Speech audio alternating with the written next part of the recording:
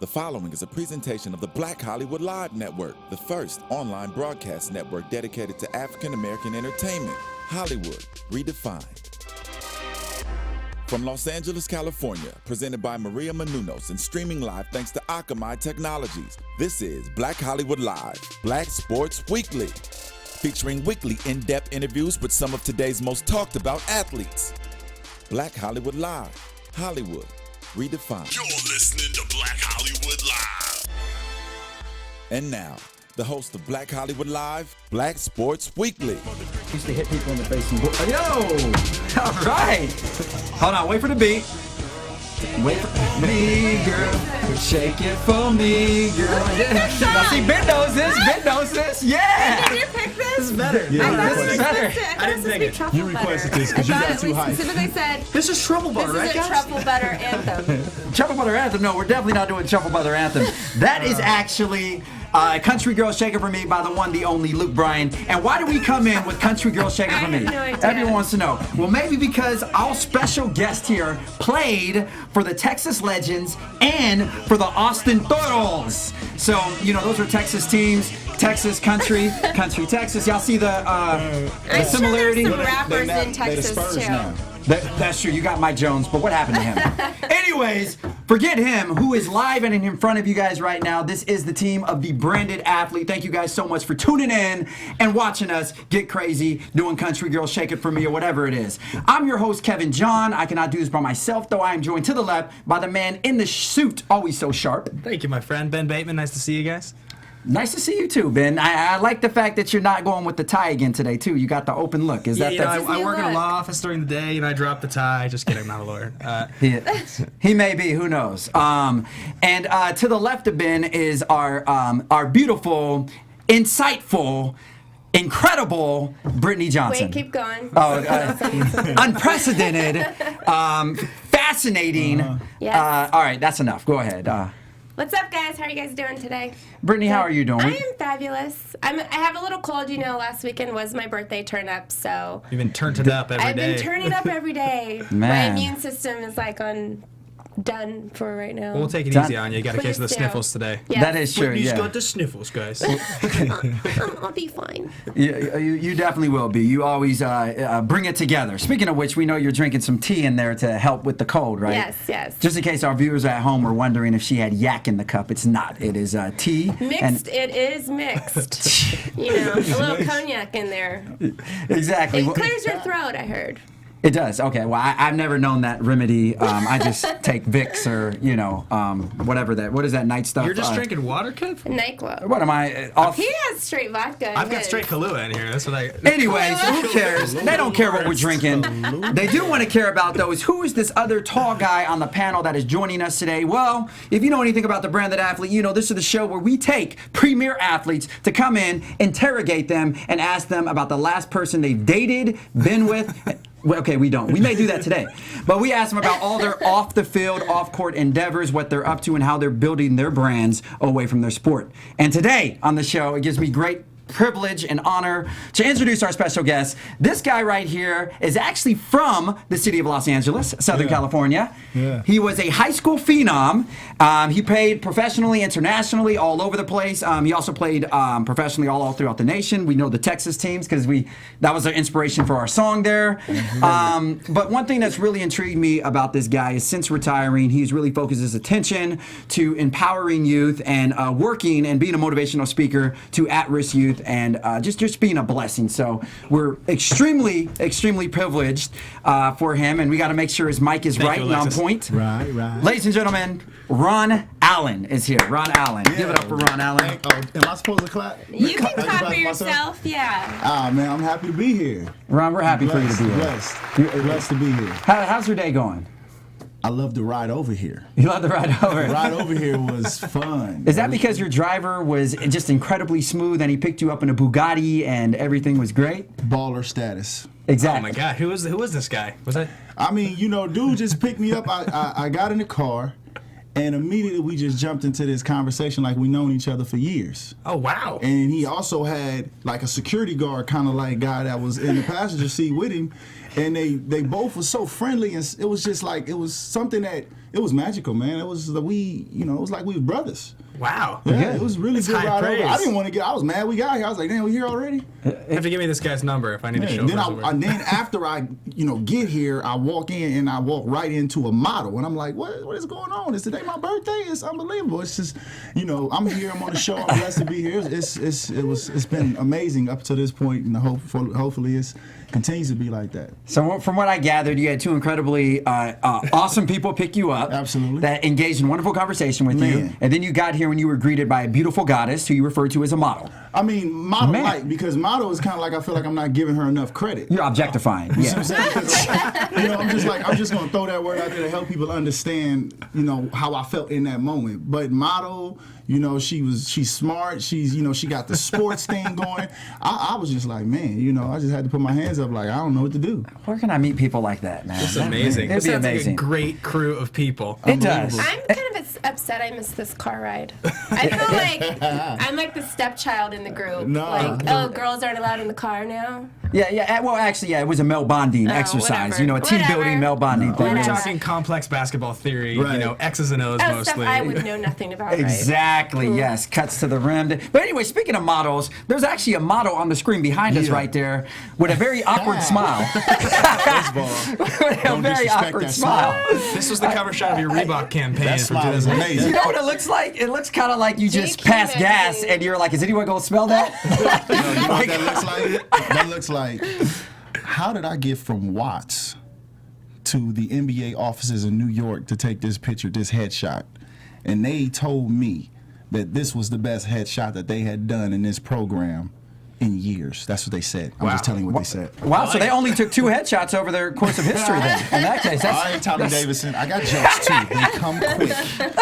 Don't let the motivational speaking fool you. I got jokes too. Let me ask you Go a ahead. quick question.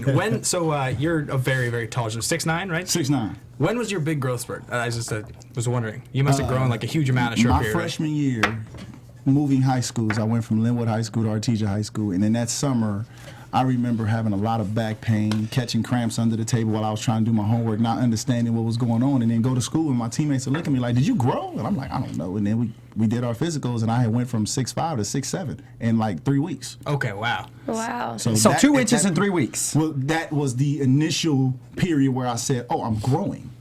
And then as, time progressed, I got 6'8", and then I kept playing, and before I knew it, I was 6'9", and I was 6'9" for about 2-3 years in high school. I was 6'9". Jeez. So That's I started enormous. high school at 6'3", and by the time my junior year started at Artesia, I was 6'9".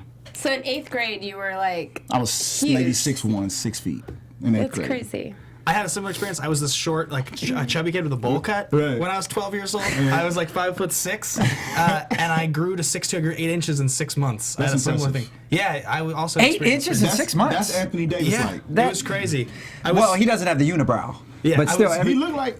I turned 14 and I was 6'2". It was a great high school experience, but obviously I wasn't 6'9", so that's When- crazy. Well, now that we're on I'm growth, 5'4", and and you're still I was growing. 5 feet in 5th grade, and then in high school I became 5'4". But you get to be a model, so being 5'4" is not so bad. I can't be a model because I'm only 5'4". That's true. Tyra Banks is like 6'1", or Naomi Campbell, whatever. I don't pay attention to models. Well, sometimes. They don't pay attention to you. That is true. Yeah, Very yeah. true. That is. Ooh, Brittany, did she just throw some shade Yes, this way? we've been throwing shots since the show Man. began. You just caught up. I I told you did Tommy just- Davidson 10 minutes ago. I know, I We've been am just throwing catching shots since the show started.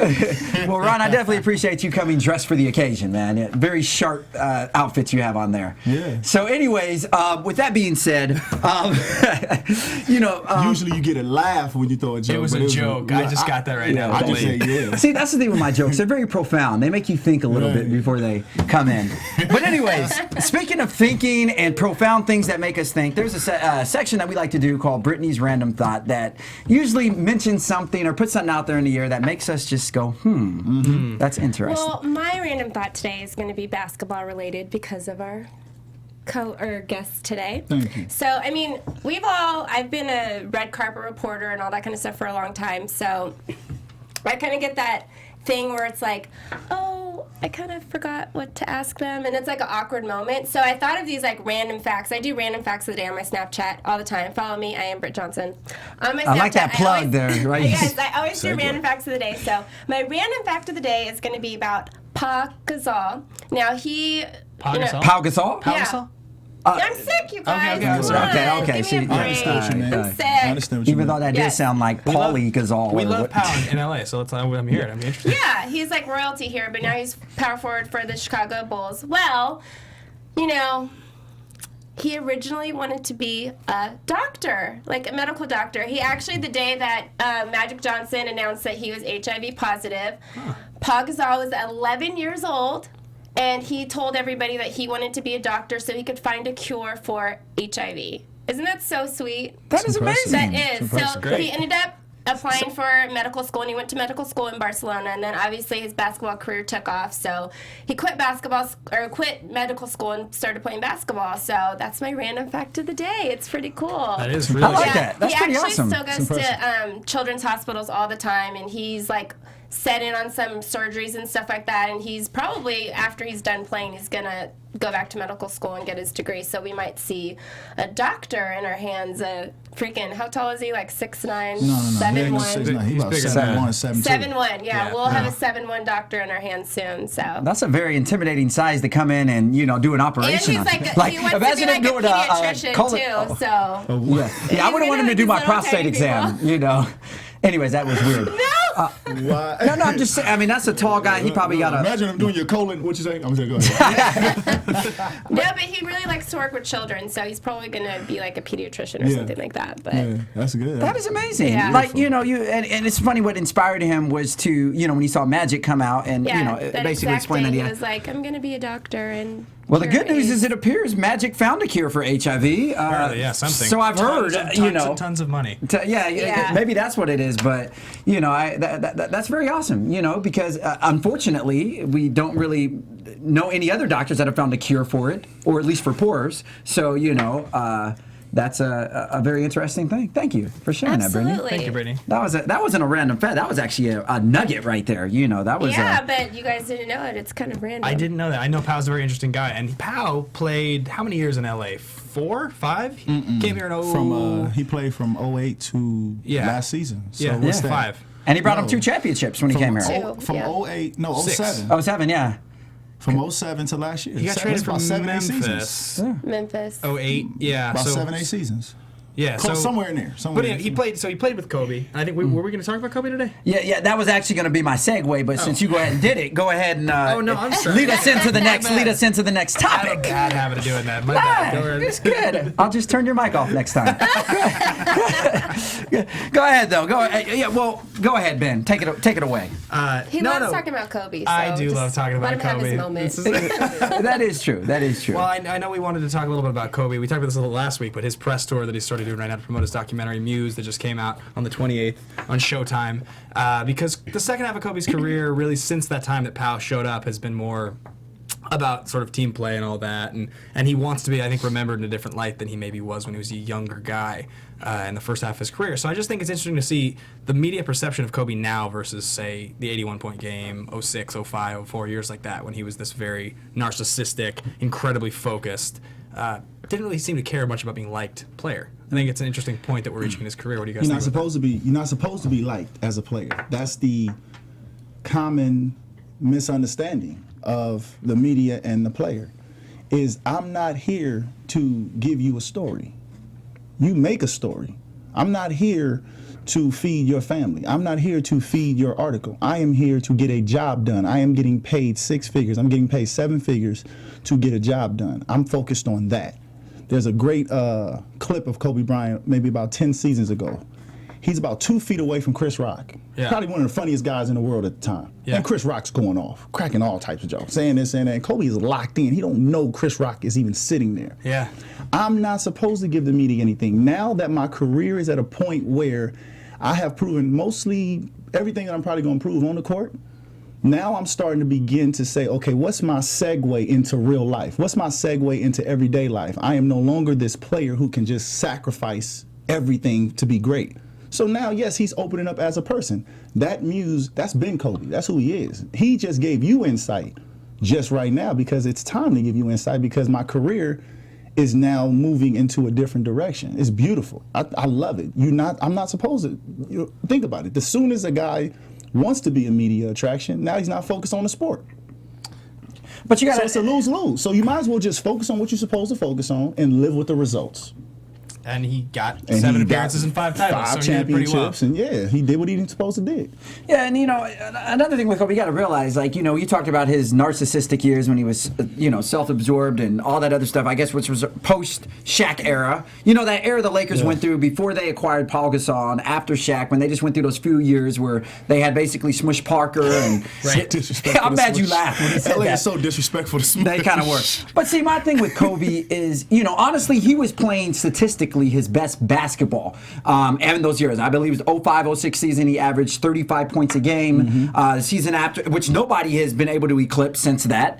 But, arguably, he could have been the MVP every year throughout that. Now, the reason he didn't get it is because he wasn't the best player on the best team, which is usually what locks you in for that. That's not why he didn't get it. I wanted to add one other thing, but I'm Please, going go to ahead. add it in a second after you Kobe talk, lover, because go ahead. otherwise I'll talk forever. So if you would like to sound off first. Well, I got about 2 more minutes on the subject, so Yeah, y'all make it work. I'll let her If talk. you guys want to talk Kobe about Bryant, it, go ahead. Kobe Bryant I don't didn't really get the, like he didn't get the MVP. Ooh, He didn't get the MVP because we got the wrong people voting for these awards. Well, yeah, and you should have players and coaches and former players voting for these awards, and you got media people that are novelists of the game who don't understand the intricacies of the game. So they're these are voting. some highly regarded sports writers and It sports. doesn't matter. You played the game against Kobe, so you don't know how good he is. Period. You don't know how valuable an MVP is until you have been kicked by him. By you mean the media. That's what you're Ron, saying. I'm not saying that the media shouldn't be voting. I'm saying they should get a percentage. They shouldn't be the deciding factor. Well, I agree. I think the thing that's most interesting about Kobe and that stretch that you're talking about, the post-Shaq years. He had 9 straight games of 40 points or more. No, I mean, he's one of the Are you 10 best kidding players me? to ever play the game, no question. So I think it's interesting that from 88 It's to getting 98, kind of hot over here. 88 to 98, Jordan is the undisputed best player in the game, right? Right. Jordan has a decade as the no-question best player. And around 07-08 is when LeBron really kind of kicked into that mode where he was nationally regarded as the best player in the game. Right. So there's 10 years there where, in theory, Kobe should be that guy every single year. Absolutely. He should be. But it seems like every single one of those years, he almost was or he just was. But it was never like he was here and the rest of the league was here, which is what it was with Jordan. Well, It's like Nash or Garnett or Nowitzki or Dwayne Wade or Allen Iverson or somebody else was always there to almost be a little better than Kobe that year. You know and I what? think it was his personality, not his achievements. I think that's why. I'm gonna have to throw a penalty flag on your statement there. I like that. You I know, like that. this is the thing. Okay, you mentioned Jordan, you mentioned Kobe, and we really got to move on from this topic. So I'm gonna just say this real quick. You got to realize when Jordan was dominating, late '80s, mid '90s, when he basically every year he could have won the MVP like 10 years straight. Right. You got to realize the team that he had, and this is the thing that will hurt Kobe's legendary. For someone to call him top 3 players of all time, he only has 1 MVP. And that's what a lot of people say. Okay, how can you be regarded as one of the best players ever with 1 MVP? But to Kobe's defense, he's never really had the help that Jordan has had. And now Jordan's first 3 years before they acquired somebody in '87 from Central Arkansas by the name of Scottie Pippen, Jordan did struggle his first 2 or 3 years in the league. But Jordan always had a Hall of Famer next to him the whole duration of his career, with the exception of the Wizards, because I don't count that. But he always had Hall of Famers next to him. So I believe that if you take Jordan from the '90s and put him on the Lakers, like if Kobe and Jordan switch places, I think honestly we would be talking Kobe is the greatest ever and Jordan would not be. I just want to say I don't agree with that just because I think Michael Jordan, the teammate he was versus the teammate Kobe Bryant is, Michael Jordan made people better. Thank you. I don't think Kobe Bryant He does elevated that, the level of play. And you know what? And I actually said that is true. Michael Jordan made people like John Paxson, Steve Kerr, No, not John Judd Paxson. Bushler, household names. We're talking B.J. about- Armstrong. We're talking about Dennis Rodman. Dennis Rodman was not a Hall of Famer before he got to Chicago. Are you serious? In Was not. Detroit, he won 2 championships. He was Defensive Player of the Year. Dennis Rodman Rod, averaged- turn his mic off for 2 Dennis Rodman seconds. averaged 18 rebounds a game. Okay, but Under Michael Jordan and Scottie Pippen taking him under their wing and letting him be who he was. The reason that he didn't work with the Spurs, the reason he didn't work with the Pistons is because they didn't understand what type of person he was off the court and come on the court. Dennis Rodman would not have fit with any other team but Chicago at that point in his career where he was starting to change as a person. He was a little washed up with San They Antonio. took him and elevated his game. Got the best of him. Phil got the best of Michael. Phil got the best of Paxson. Phil got the best of Kerr. Phil got the best of Scotty. And they took it and they made it something beautiful that was called 72-10, the best team ever assembled. I want to talk about this all Next day to the long. dream team. I do. We do have to move on. Yeah, We do I have to love move it. on. And I will say, I love it. Niggas being like, yes, I will. And by the way, Phil Jackson is another overrated coach, but that's a whole that's nother so story. disrespectful. That's a whole nother story. All right, so speaking of overrated, underrated, what have you, one of the arguably the best running backs in the league, whether you want to call him overrated or not, I just call him beast mode because that's what he does every time he gets the ball. Mr. Marshawn Lynch, who was contemplating retirement just a few weeks ago, now is signed on for 2 more years with the Seattle Seahawks. What do you guys take of this? What's your reaction? Congratulations. Yeah, I mean, good job. I think he's here so he won't get fined. Well, go ahead. I'm thankful. I'm thankful. Y'all gonna try again? I like that part. That's my favorite one. When he took the mask off. Y'all gonna try again, huh? Yeah. Like what's we doing? Yeah, that's my favorite one. So let me ask you a question, because I have aspirations of being a broadcaster as my coaching career and my speaking develops. And the one thing that I don't ever want to do is make a player or a person or anybody feel like I'm not doing my job. And I feel like a lot of times the media doesn't do their job by asking the questions that get the information, what people want to know. Stop asking me the same questions that the other 20 people. I'm asking a question. I'm asking a question. Right. So when is the accountability going to go to the media to stop asking bland, simple questions like, you won the game, how do you feel? How do you think I feel? You've done this for 20 years. Ask me a question that is going to actually get to know me. That's like asking a girl. When you meet a girl and say, hey, what's your name? She say, oh, my name is Rebecca. Oh, Rebecca, how do you spell that? Well, first of all, I have a lot more game than that, But so I would my never point say is, that. that's what the media does. A lot of questions are like they asked Wesley Matthews last night, how does it feel to tear your ACL? Thank you. Hold on, Brittany. There's Well, something. I think with the Marshawn Lynch thing, I would have been there, and I could have been there if somebody would have hired me, but that didn't. it can happen. But if I would have been there, Fox, I if would you're have just watching, started asking, like, goofy questions, like... He's not going to answer those people's questions. Like, no matter what they said, he wasn't going to answer. So why don't you make him laugh a little bit? He'll talk to me more if I said something funny, like, so what's Ghost riding the whip? Or, you know what I mean? Like, if I said something. What is that was truffle butter, different. Marshawn? Yeah. Ask him a question, I'm and thankful. the answer is, I don't get fined. Yeah. Well, one of the most interesting things about Marshawn Lynch is in that same interview, the first one that he got the giant fine for, where he just said yeah to every question. There is a reporter about 3/4 way into the interview that says, Marshawn, I want to talk to you about your personal charity for struggling youth in Oakland. What can you say about that? And Marshawn did respond to him, and he said, if you'd like to talk to me further about that, please come see me in the inner city in Oakland when I'm there, and I'll be glad to talk to you about it there. And I thought that was a great moment for him, as I'm a Seahawks fan. I'm from Seattle, obviously, so we're at the 206. But it was great to hear him say that, just because it was like, you are a real person. We all know you're a real person. You're a very smart guy. You just don't talk a whole lot. Like you said, he doesn't want to say, this is how you spell Marshawn Lynch. My thing is this. I think what Marshawn does is extremely disrespectful. And the reason I'm going to say that is because when you sign up to play in the NFL, NBA, NHL, MLB, in your contracts, they talk about what your obligations to the media are. Right. They make it very clear that you have obligations. If you want to be a professional athlete, these are things that come with the territory. Right. That's like saying, oh, I want to be a professional athlete, but I don't want anyone to ask me for an autograph. No, you can't have it the way you want it every which way. That comes with the territory. And Marshawn, if you want to continuously be the franchise player, the face of the Seahawks, and you want people to continuously respect you and hold you in high regard, you're gonna have to start communicating. Now, I think it's comical. Yeah, it's funny. I'm thankful. Have you seen his E60? He communicated very well. Have you seen him on the field, in the backfield, when it's time to run eye power? He's communicated very, very well. The common misconception of what people think is in our contracts as players is not in our contracts to give you the answer that we're supposed to give you. If you ask me a question, I will answer your question. Let me tell you something. Marshawn Lynch got fined when he didn't answer questions, when he refused to be interviewed. That's right. That's against protocol. That's against whatever policy. Do what you need to do with him. But when he's sitting there on the podium and you're trying to put all the responsibility on him to do your job, ask the questions that is going to get a response from me. First of all, you have to realize this. I don't ask you to run the ball for me.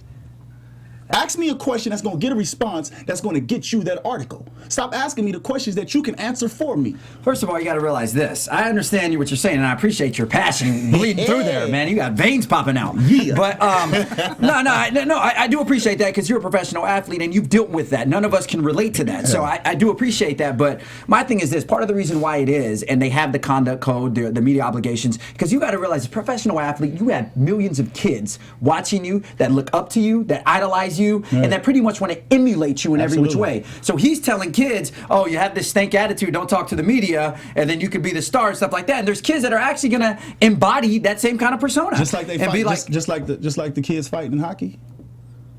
I think that Well, I mean, I'm just saying. I just wanted to throw that out there. Again, there's still a lot of fire and passion. I think we could talk about this forever. There's a great video that I saw recently that came out of Lynch after a game signing autographs for a couple kids, and he is as kind-hearted and the opposite of mean-spirited or satirical that you would ever expect. He is as nice and personable and approachable to these kids as possible. I don't want to talk. the bottom line is it comes with the territory. I don't want to talk to anybody who calls me a thug. I'm gonna just be honest with you. So, who don't know me, who call me a thug, I don't want to talk to that person because you haven't took the time to get to know me as a person. So what do we really have to talk about on a professional? well, if you want to change or a that, business then you level? could start talking, Marshawn. If you want to change the persona or the image of people who you call them thug, why don't you speak and enunciate and say things that maybe people will go back and say he's not a thug. He actually used words that were bigger than 8 letters, you know? So there's a way that you could fix that, Marshawn. But shutting up and saying, oh, I'm here so I won't get fined, I don't think it's going to change people's perception of you being a thug. Just my thought. 49ers All right. fan getting the last one. Anyway. I'm a 49ers fan too, though. Niners So Nation, from baby. one, Niners Nation. Okay, so from one controversial running back to the next, Adrian Peterson recently had talks with the Vikings general manager and owner, I believe, at his house. This was a few days ago, right? Because there was talk before about Jerry Jones reaching out to him for him being a potential Cowboy, which I don't know why, because he got DeMarco Murray, he was a beast. Can't afford it. Move on. Yeah, I know. That's about to say. Unfortunately, that looks like it may be coming to an end. But anyways, as far as Adrian coming back, first of all, do you think he will be a Viking come kickoff in the fall? Do you think he'll be in another team? And also, do you feel that his punishment from the NFL was well justified? Personally, I disagree with the ethics behind any behavior that he exhibited that he got in trouble for. I don't think. I mean, if I was gonna. On a personal level, I don't agree with Adrian Peterson. The only reason he's not going to be a Viking if somebody who's more of a contender offers him the same amount of money. If he is offered $2 million less by a team that's a contender, I think he'll still sign with the Vikings. I think it's about the money for Adrian Peterson. I hope you don't. Yeah, I mean, I used to get my butt whooped when I was little, so, I mean, Right. It's America. We, cry over every little thing nowadays and talk about, I don't know, but that's a different Controversial thing. attitude, That's a yeah. different thing. But I think that he's probably going to stay with the Vikings. He's recently posted pictures on Twitter in Viking stuff that were not previously on his Twitter, so I think he's going to stay there. But if not, Cowboys will take him. Fresh start, We'll take man. him. Cowboys will take anybody. Fresh start, new scene. Sometimes it's time to graduate from a situation. And I feel like the way the NFL handled it, the way the Vikings handled it, it was very unprofessional to put him on a chopping board when there was facts that still hadn't came out. But just because, from a business standpoint, you want to devalue this player so that you don't have to pay him when it's time to pay him again. And we all know how that works. Yeah. And I We talked about that business. last week with Des Bryant. From an athlete's perspective, I don't think that's fair. Now, as a parent, he made a statement that said that I was raised like this. My grandma used to whoop me, but your grandma's not a NFL running back. So that's where he, as a parent, made a mistake we talked about young men making mistakes on a national level. Not to say that anything that he did was okay, because I have 2 kids. I have a 5-year-old son and a 3-year-old daughter, and I discipline my kids. It's no certain way I discipline, and there's no certain way I don't. I feel like he made a young man mistake on national TV, on a national stage. He deserves a second chance. Hopefully he's learned from whatever situation he's went through. But the way it's been handled is very messy. I just think he needs a new start to go, continue his career somewhere else. Well, that is true. Well, we'll definitely see what happens to him. Now, real quick, we're just going to go around. Everyone say their MVP candidate for this year in the NBA. NBA MVP. I'm going to start off with me, and I'm going to say Steph Curry. Steph Curry, favorite player, best player. Steph Curry. Wow. Is it going to be unanimous? It's Is it definitely not going to be unanimous. Russell Westbrook is the best player. Oh, my gosh. Russell No Westbrook. defense. Russell No Westbrook. defense. My gosh. Russell Westbrook is the best defender out of all of the MVP candidates. No, First of all, no, second Steph of all, Curry's better. second of all, Thank you, Brittany. For a player, I agree. for a Best player like player on the best team. for a player like Russell Steph Curry. Westbrook to not get the MVP for what he's done this season What since he's the done- All-Star break. What because- he's done the last 3 weeks of the Yeah, season. exactly. Hold on, because Steph Curry's been great all Hold on, season. because so- Thank you. champions finish strong, first of all. Second of all, I'm not sitting here saying that Steph Curry doesn't deserve the award. I'm saying that Russell Westbrook deserves the award more if he continues to play basketball the way he's been playing since the All-Star game started. Since the All-Star game started, Russell Westbrook has clearly, with 2.5 months left in the season, been the best basketball player on the floor every game that he's played. Ron, let me ask you a question. Is the MVP given for the 2014-2015 season or the last few months of the 2015 The MVP season? is given just for a question. The MVP is All the most valuable player. If you take Steph and off, they're 8th in the Western seed right now. If you take Steph They off might his not team, even make the Exactly. If you take Steph Curry off his team, they're still a playoff team. If you take James Harden off his team, they're still a playoff contender. If you take LeBron James off his team, they're still a playoff contender. You take Russell Westbrook off his team, they're probably the bottom in the West next to the Lakers. Done. Most valuable player. That's the name of the award. Not your favorite player, not the best scorer. It's nice that but we the can most spend so valuable much player. time talking about all these subjects. I would love to. I'm great. Thank you for saying that. But obviously the MVP watch, as you can see, is debatable. It can go on. But the one thing that's not debatable is the fact that this particular guest with us came out of Watts, which is, as the media is perceived as a very rough area, to not only play professional, but to also end up a motivational speaker. So I just want you to go back real quick to your upbringing, and at what age did you know that you wanted to play professionally basketball? I chose to play. First of all, please forgive me because I get passionate. I have it's nothing but passion. It's I'm on your level, bro. I want to talk about it all There's day. no fire towards anybody. I love talking sports. Actually, Brittany is in your spit zone, not us. So be as passionate as you want. She over there. She's getting a shout. Oh my goodness, she's crying. Get it out. Yeah. It's all right. Get it out. She really likes Steph Curry a lot. So just They do. my passion is just because of that's who I am as an individual. I remember being in 8th grade and me and my mom we had it rough. Really rough. Food stamps, WIC, Section 8, everything, the whole 9.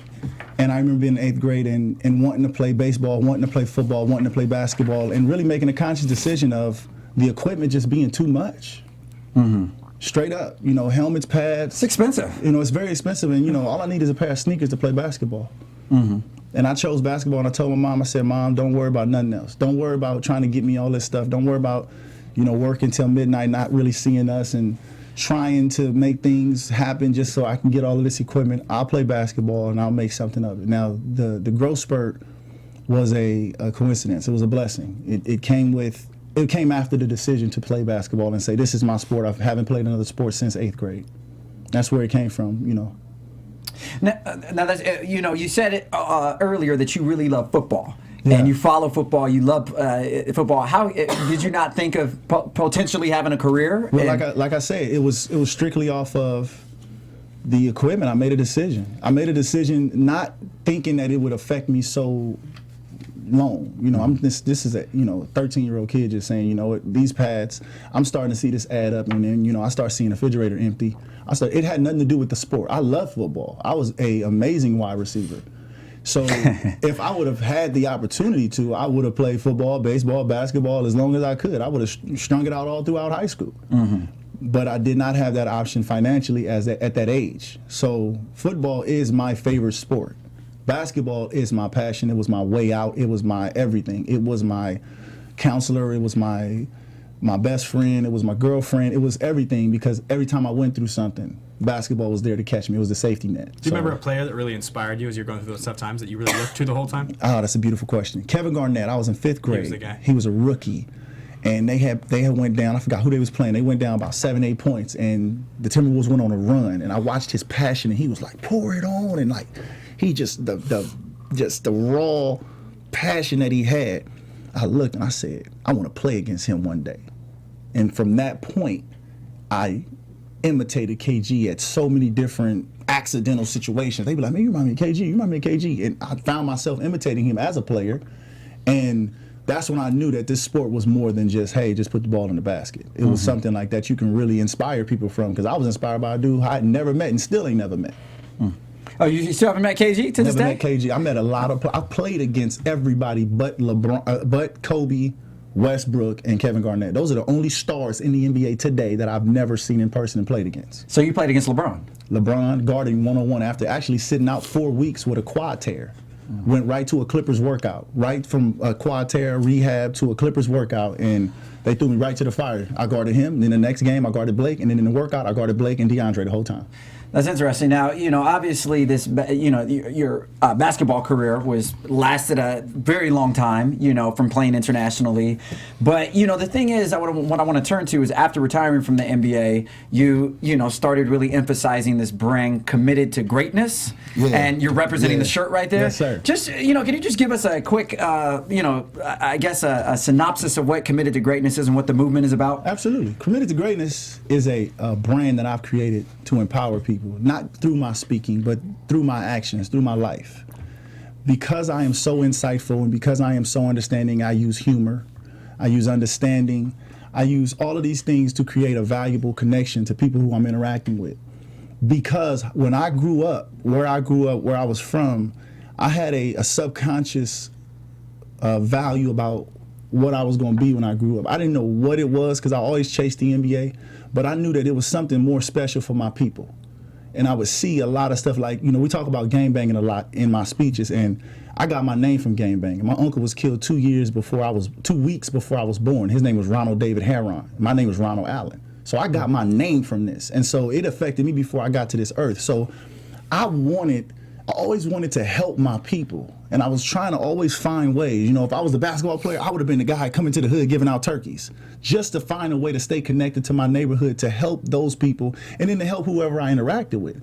Speaking is just my natural gift, so I might as well educate myself and be knowledgeable about what I'm saying. Mm-hmm. And that's why I do what I do. Now, for people to find out more about Committed to Greatness, or if there's people watching that want you to come speak at their school to their kids, how can they find you? Instagram. I put up all my videos on Instagram, and I link them through YouTube. Coach Ron Allen on Instagram, Real Ron Allen on Twitter, Ron Allen Sr. on Facebook, Committed to Greatness on Facebook. I have a fan page that somebody put together for me and linked awesome. me into it. So I was like, oh, thank you. I feel like a baller now. So I linked it to my page, and so if anybody who that wants to reach out to me, Instagram is the main social media that I use. Coach Ron Allen, all together, no spaces. Good deal. Well, we know in addition to your talents as being a speaker and everything else, we know that you're also a pretty world-renowned freestyler. And, I happened to see this thing of you the other day. He was spitting. I mean, my top 5 is like Biggie, Tupac, Andre 3000. But I may have to slide Ron Allen in there after I heard. You guys are about to hear what I heard. So in the second here, our producer is going to drop a beat for you. And you're going to have to. And actually, you know what? I'll be a video girl. I think we don't want to get you typecast. Actually, you know what, Ben? I want you to give him a topic real quick on what he has to freestyle. Oh, you want me to freestyle? That's okay. You want me to freestyle? We're gonna go energy drinks. That's what energy drinks. Energy drinks, and Brittany just Okay. 5 hour energy, my freestyle flow energy. Now everybody into me. Now I'm giving love to my enemies. Freestyle flow, blow the top off. Kennedy, all to the L, no smile, all freestyle. Top of the dome, get mad, get green bone, messed up, freestyle, dressed up, big Ron, lessed up. When I'm coming off the top, I'ma rap. What's the paper? 99 Asamoah, and Peterson, Kurt Schilling, they feeling big Ron killing. They asking me, is he really illing? I'm hurting feelings. I got the light skin, red bones. Yeah, you know my headphones. Not Beats by Dre. This is Beats by RA. When I come, I play from LA. Y City, shots hitting. The only reason that he living, cause God's with him. Yeah, the softer you are, the harder you should work. The more man you are, the closer you are to a skirt. The less you know, the more you talk. If niggas don't understand, you gotta have legs to walk. So don't do stupid if you too scared to get caught. And you don't really wanna win, cause you ain't never felt the loss. And I know broke cats that's willing to win at any cost, and that's crazy. That we ain't got no money for clothes, but I got enough pride to try to fill my people with hope. I've been patiently waiting to blow. Ladies and gentlemen, welcome to the Ronald Allen Show. Ball is my love, my passion, and my way to the top. And when I get to the top, yeah, I'm still repping watts. If I had pennies for my thoughts, I'd be rich. Hit me on this mic, and I know I'm sounding sick. Check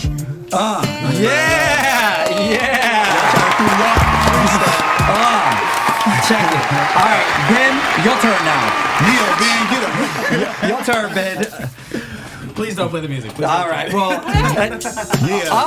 Okay, Ben. I actually gotta go. No, we're not doing that. Yeah, we're definitely not gonna do it. Put the other, Brittany? put the Texas song back on. He said put the Texas song back on.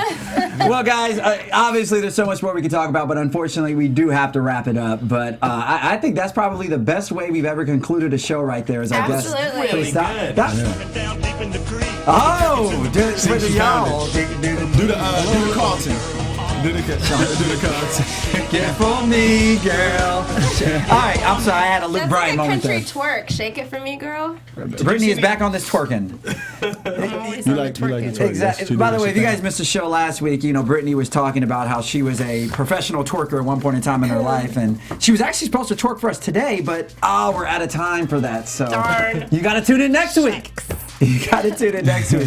Well, anyway, guys, that is our show. Thank you so much for tuning in. We appreciate you guys. We appreciate you having fun with us. Please make sure you keep the conversation going on Twitter, on Instagram. Please comment on Ron Allen's freestyle, hashtagging it RA Freestyle. Let us know what you thought of him, or if you don't think he should ever do that again. Hey, let we me want to know. be open to it. At any rate, I'm Kevin John. You can find me on Instagram, Twitter at HeyKevinJohn. Ben. Ben Bateman Media, all social media outlets.